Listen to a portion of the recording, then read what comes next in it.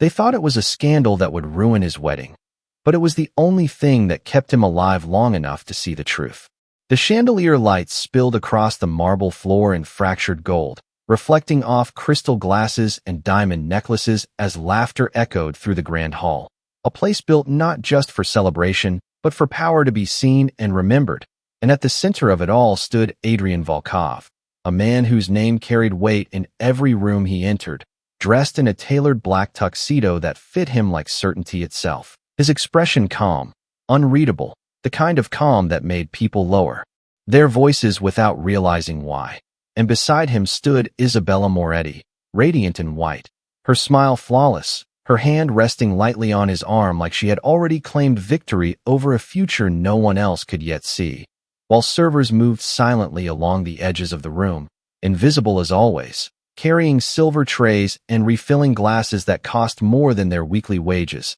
And among them was Naomi Carter, her uniform crisp, her posture straight, her presence unnoticed in the way only someone truly overlooked could be, her dark eyes scanning not for approval but for patterns, for shifts in rhythm, for the things people revealed when they believed no one important was watching. And for a moment, everything seemed perfect, the music soft, the guests relaxed, the kind of night people would talk about for years, until something small, almost nothing, broke the illusion, a hesitation in a hand, a glance exchanged too quickly, the faintest tremor in a glass lifted just a second. Too late, and Naomi saw it. Not because she was looking for trouble, but because she had spent her life being the one person no one ever thought to hide things from. And in that quiet space between one breath and the next, she understood something that no one else in that room did, something that didn't belong in a celebration, something that didn't belong in a future. And her fingers tightened slightly around the edge of her tray as she watched the glass being passed,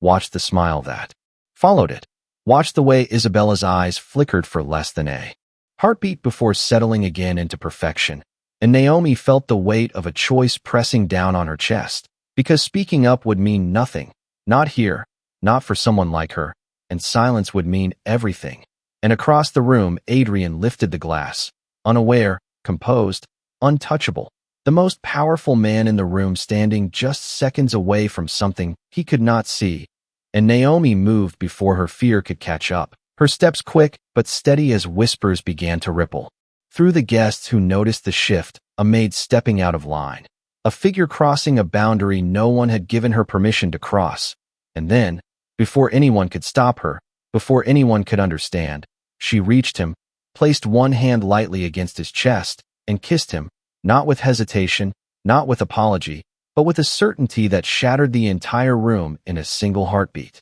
And for a moment time didn't just slow. It stopped, glasses frozen mid-air, conversations cut in half, eyes widening as the impossible unfolded in front of them. And Adrian Volkov, a man no one dared to touch without invitation, stood completely still, his breath caught somewhere between anger and something far more dangerous. As the room waited for the explosion they were sure would follow, not knowing they had just witnessed the only act that kept him alive. The sound did not come all at once, but in fragments, like glass cracking under pressure. A sharp inhale from someone near the front, a chair scraping loudly against polished marble, the faint clink of a champagne flute slipping from someone's hand and shattering far too late to matter. And then the voices followed, overlapping, rising. Confusion turning quickly into outrage as the meaning of what they had just witnessed began to settle into something they could not accept, because in a room governed by hierarchy and control,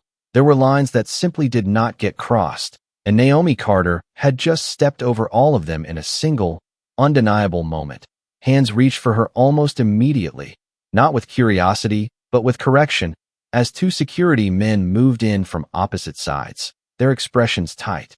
Professional, trained to respond without hesitation, and within seconds she was pulled back, her wrist held firm, her body turned away from the center as if distance alone could undo what had already been seen, and the whispers sharpened into words, accusations spoken just loud enough to be heard but not owned. People leaning toward one another, eyes wide, lips barely moving, as if scandal itself required a certain level of etiquette, while Isabella stood frozen, her smile gone, replaced by something far less controlled, her hand dropping slowly from where it had been resting on Adrian's arm. Her gaze fixed on Naomi not with confusion, but with something colder, something calculating. And at the center of it all, Adrian Volkov did not move right away, his stillness heavier than any reaction could have been, his jaw tightening slightly, his eyes following Naomi as she was restrained. Not with the explosive anger everyone expected, but with a focus that made the room hesitate,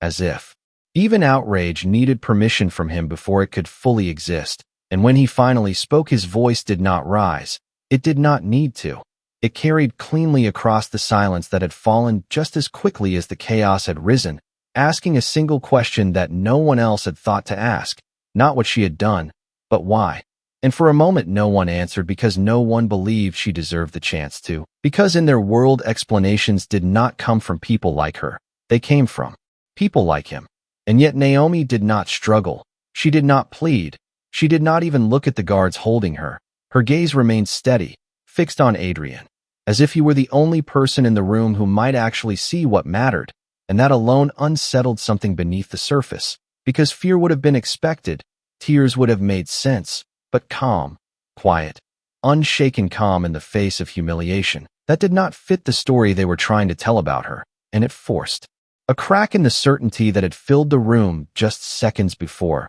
while somewhere behind them a server stood frozen, unsure whether to step forward or disappear, the tray in his hands trembling slightly, unnoticed by almost everyone except Naomi, who shifted her attention for just a fraction of a second, enough for Adrian to catch it, enough for something unspoken to pass between them, something that did not belong to scandal or anger, but to recognition. And the room, so full of voices just moments ago, began to quiet again, not because the situation had resolved, but because something about it no longer made sense, because the woman they were ready to condemn was not behaving like someone who had made a mistake. She was standing like someone who had made a decision, and that difference, subtle but undeniable, hung in the air, pressing down on every polished surface, every whispered judgment, until even those who had been the loudest found themselves watching in silence, waiting, without quite understanding why, as the moment stretched longer than it should have, and Adrian, still holding the untouched glass in his hand, slowly lowered it just an inch, as if the weight of it had suddenly changed. The silence did not feel empty anymore. It felt heavy, as if every person in the room was suddenly aware that something had shifted, but no one could yet explain what it was. And Adrian's gaze remained locked on Naomi, not with the authority of a man demanding answers, but with the precision of someone measuring truth, his fingers still wrapped around the stem of the glass that had not yet reached his lips, and slowly, almost imperceptibly, he turned it slightly, watching the liquid catch the light, as if for the first time it was no longer just a drink, while the guards holding Naomi tightened their grip just enough to remind her of her place, waiting for the order that had not yet come, and that delay alone was enough to unsettle the room. Because Adrian Volkov was not known for hesitation, and yet he had not spoken again, not to condemn, not to dismiss, only to observe. And across from him Isabella took a small step forward, her voice composed but edged with urgency as she spoke. His name, a soft attempt to restore control, to redirect attention back to what should have mattered, but her words seemed to land somewhere short of him, as if they had lost their weight along the way, and Naomi, still held in place, finally spoke, her voice steady, not loud, but clear enough to cut through the tension that had gathered like storm clouds above them, telling him quietly not to drink, not as a plea, not as a guess, but as a certainty. And that certainty did something no accusation could have done. It introduced doubt, not loud and explosive, but quiet and persistent, the kind that does not leave once it enters. And Adrian's eyes narrowed just slightly, not in anger, but in calculation, because men like him did not survive by ignoring instincts, especially when they appeared in unexpected forms. And for a brief moment he glanced not at Naomi, but at the room, at the faces that had just moments ago been filled with celebration and were now carefully arranged into expressions of concern, confusion, and something else, something harder to define. And then his attention returned to the glass in his hand, and with a movement so controlled it almost went unnoticed, he extended it toward one of his trusted men standing nearby. a silent request that needed no explanation, and the man hesitated only a fraction of a second before stepping forward, taking the glass with both hands as if it had suddenly become something fragile and important, and the entire room seemed to lean into that moment, every breath held, every eye fixed on an object that had, until seconds ago, been completely ordinary, while Isabella's composure tightened further, her fingers curling slightly at her side, her smile gone entirely now, replaced by a stillness that mirrored Adrian's but lacked the same control, and Naomi watched without moving, without speaking again, because she had already done the one thing no one else had dared to do. And now the truth was no longer hers to prove, it was theirs to discover, and in that suspended moment, where nothing had yet been confirmed but everything had begun to unravel,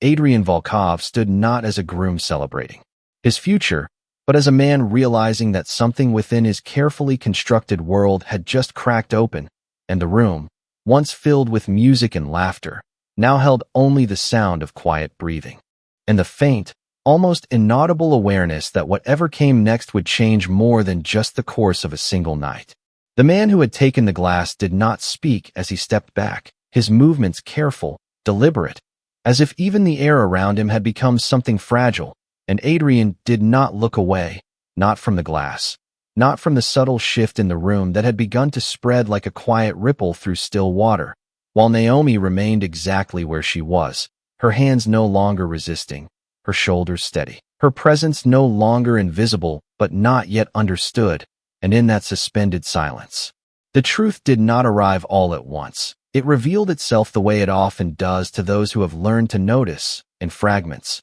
in details that had once seemed too small to matter, and the world pulled back just enough to show what had led to this moment, not from the center of power, but from the edges where Naomi had always stood, 10 minutes earlier when the music had just begun to soften and the guests were settling into the rhythm of celebration. She had been moving quietly between tables, collecting empty glasses, refilling water, her footsteps measured, her eyes lowered just enough to avoid attention, but never fully unfocused, because people spoke differently when they believed the person beside them did not count, and that was when she first noticed it, not a grand gesture, not an obvious mistake, but a delay, a fraction of a second too long as a server she had never seen before hesitated before placing a glass on a tray, his uniform nearly identical to hers, but not quite right, the fit slightly off, the badge position just a little too high, details no one important would ever notice, but details that stood out to someone who lived inside that uniform every day,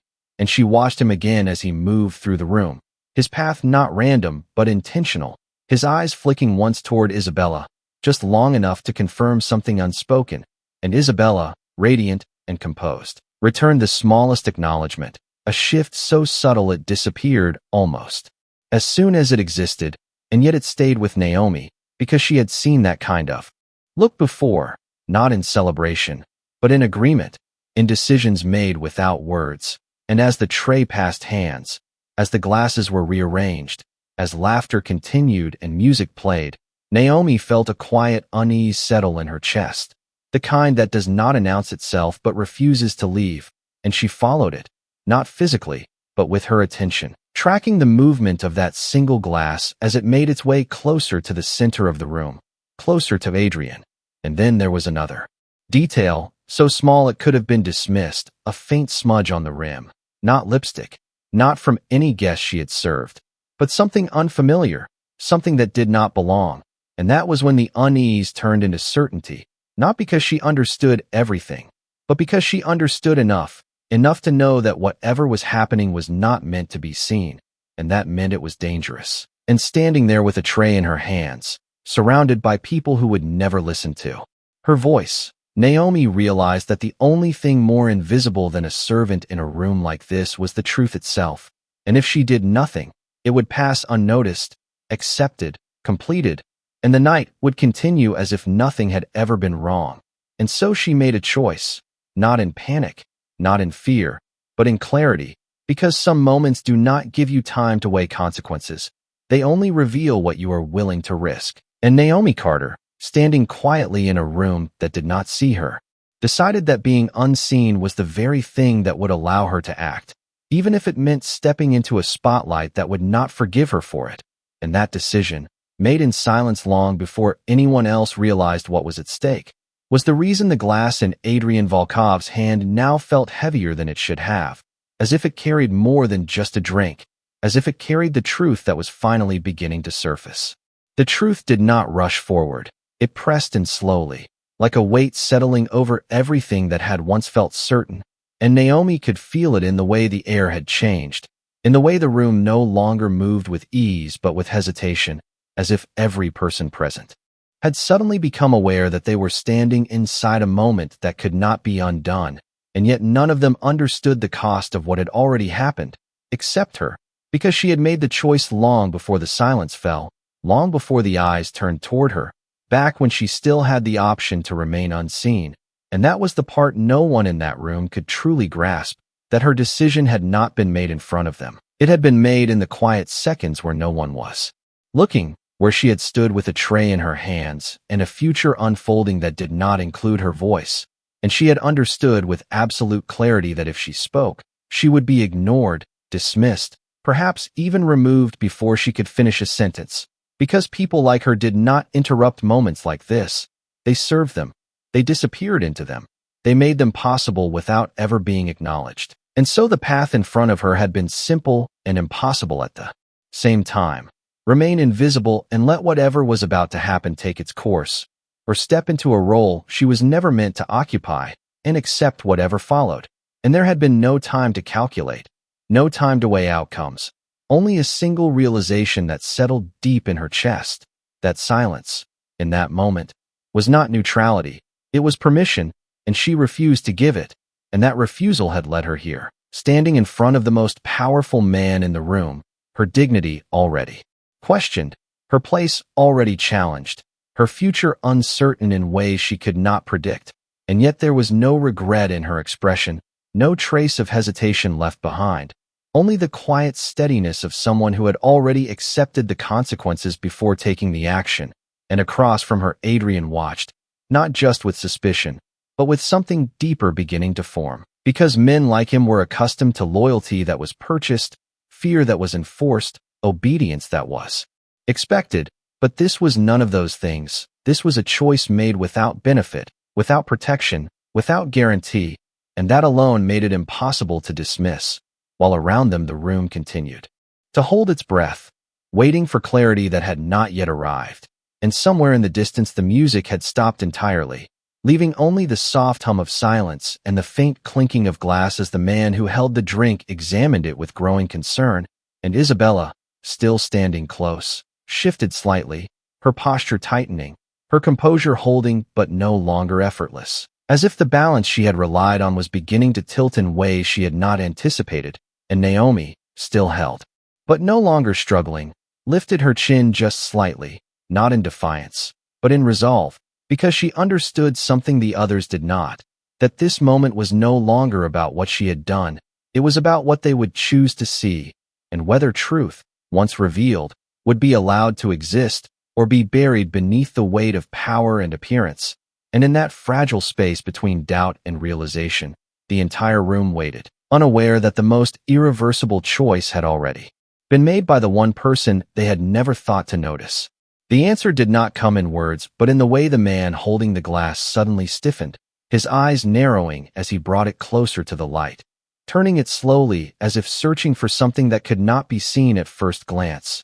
And then, almost imperceptibly, his expression changed, not dramatically, not in a way that would draw attention from across the room, but enough for Adrian to notice, enough for the silence to deepen, because in a place where power was measured in control, even the smallest break in composure meant something had gone wrong, and Adrian did not ask what he saw. He simply extended his hand, and the glass was returned to him without hesitation, now carrying a weight far beyond its contents. And for a brief moment he held it again, studying it not as a drink, but as a question that demanded an answer, while every person in the room watched without daring to move, as if motion itself might disrupt whatever truth was about to reveal itself. And then he lowered it, not back to the table, but just enough to signal that something had shifted, something irreversible, and his gaze moved slowly, deliberately, not to Naomi this time, but to Isabella, and that movement alone changed everything. Because it redirected the center of the room, it pulled attention away from the woman being held and toward the woman who had stood beside him as his future, and Isabella met his gaze with a steadiness that would have convinced anyone who did not know how to look closer, her posture still elegant, her breathing controlled, her expression carefully composed. But there was a delay, a fraction of a second too long before she spoke, before she stepped forward, before she tried to reclaim the moment with a soft assurance that everything was fine, that this was a misunderstanding, that the interruption had simply gone too far, and in any other room, with any other man, that might have been enough. But Adrian did not respond to reassurance. He responded to inconsistency. And what he had just seen did not align with what he was being told. And that was when the truth began to surface, not as a revelation announced to the room, but as a quiet realization that settled into place piece by piece. The unfamiliar server, the exchanged glance, the hesitation, the glass that should have been nothing more than part of a celebration, now carrying something unspoken within it. And Adrian's eyes returned briefly to Naomi, not with suspicion, but with recognition, because her warning had not come from fear. It had come from certainty, and certainty without power was something he understood better than most, and the guards, still holding her, began to loosen their grip without being told, not because they had been instructed, but because the atmosphere had changed, because the authority in the room had shifted direction without a single command being given. And Naomi remained still, her expression unchanged, her role already fulfilled, as if she had stepped into the moment only long enough to alter its course, and was now willing to step back into whatever consequence followed. And the room, filled with people who had come to witness a union, now found themselves witnessing something else entirely, something far less comfortable, the quiet unraveling of trust, the subtle collapse of a story that had been carefully constructed. And Adrian, standing at the center of it all, no longer looked like a groom preparing to celebrate, but like a man recalculating everything in real time, his silence no longer passive, but deliberate, as if he understood that the truth did not need to be announced, it only needed space to be seen, and in that space, as the weight of realization settled over every polished surface and every watching eye, one thing became impossible to ignore: the woman they had all dismissed had been right, and the moment they chose not to listen had nearly cost more than anyone in that room was prepared to admit. The shift was no longer subtle. It had taken shape, and once something unseen becomes visible, it cannot return to what it was before, and Adrian understood that better than anyone in the room, because his world had always depended on reading what others missed,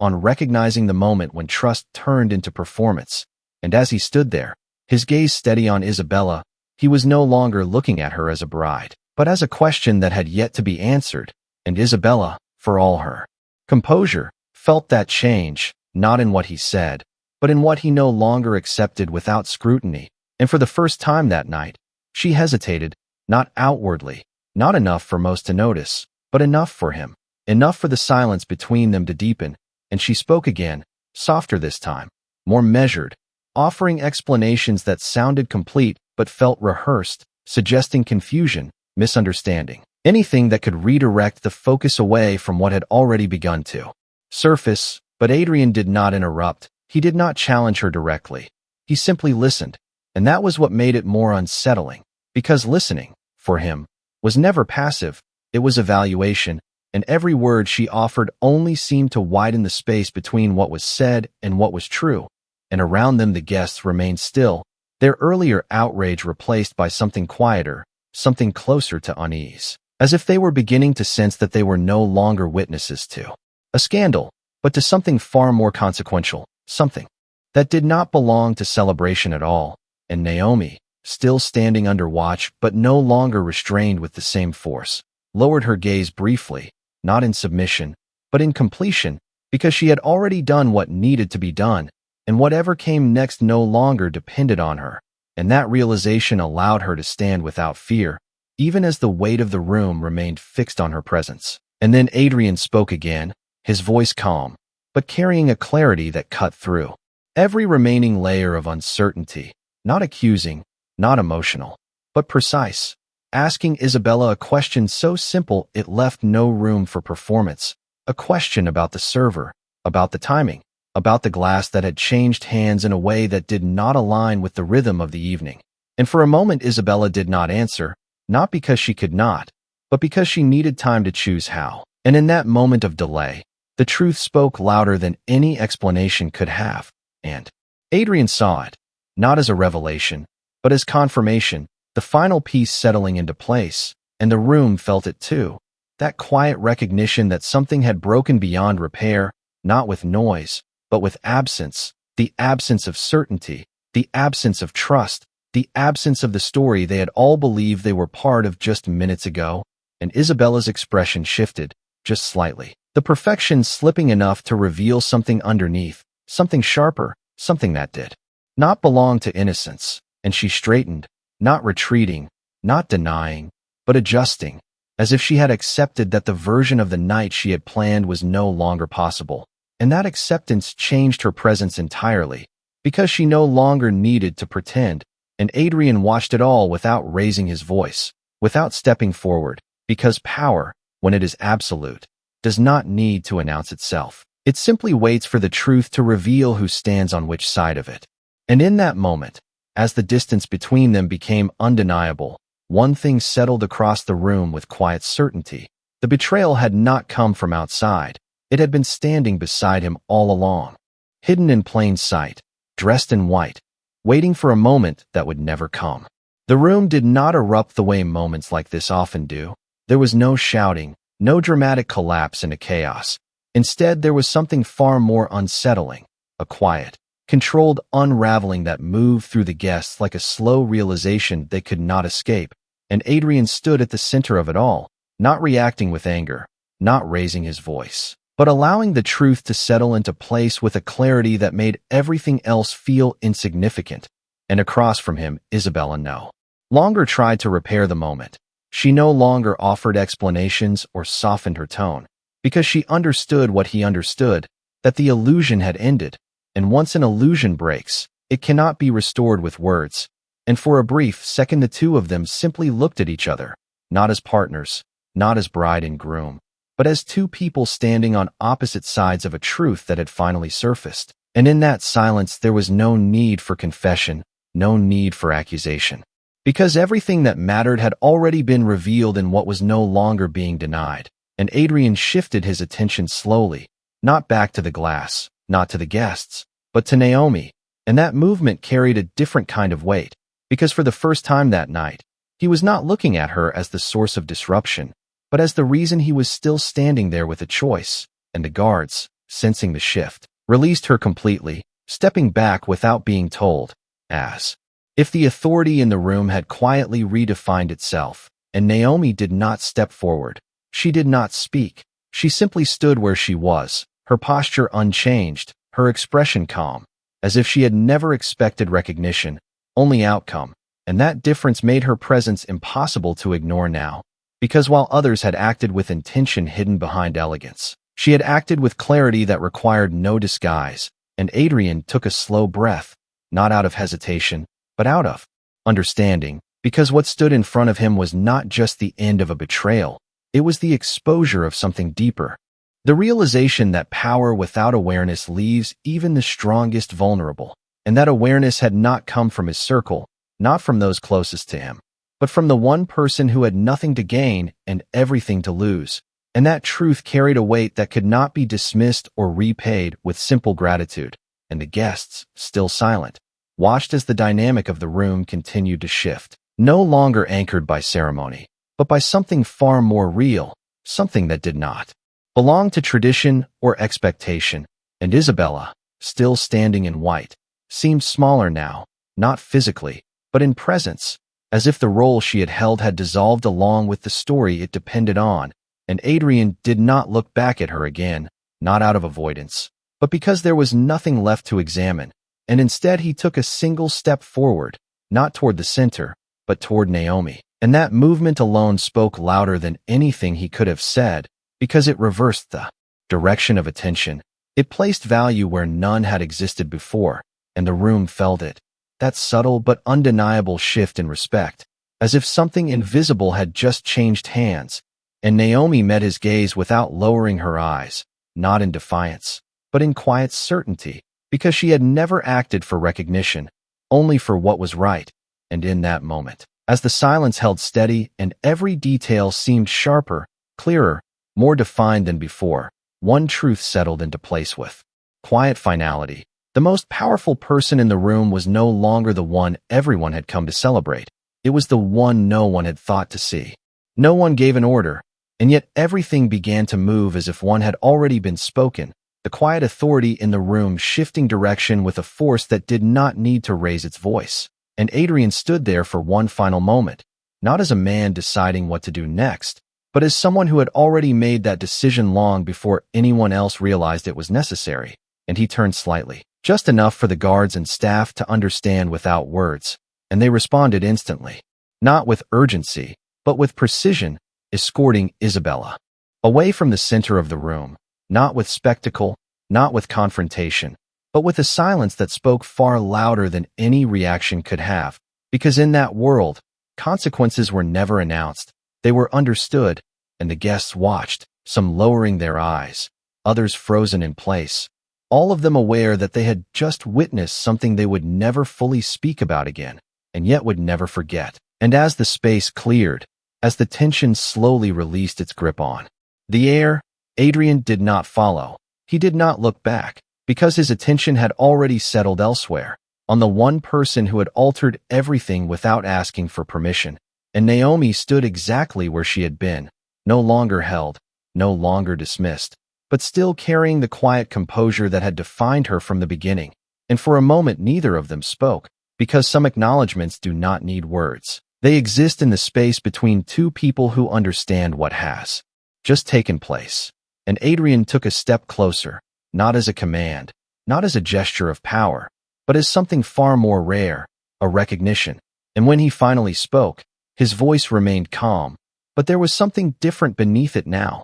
something that had not been there before, not authority, not control, but respect, the kind that cannot be demanded, only earned. And Naomi listened without lowering her gaze, not in defiance, but in quiet balance, because she had never acted to be seen. And yet now she could not be unseen, and around them the room remained silent, not out of fear, but because everyone present understood that they were witnessing a moment that had redefined more than just a single night. It had shifted something fundamental, something that could not be reversed, and Adrian nodded once, a small gesture, almost imperceptible, but one that carried more weight than any public declaration. And with that, the distance between them changed, not erased, not rewritten, but acknowledged. And Naomi, without waiting for permission, without seeking approval, turned and walked toward the edge of the room, her steps steady, her posture unchanged, returning to the place she had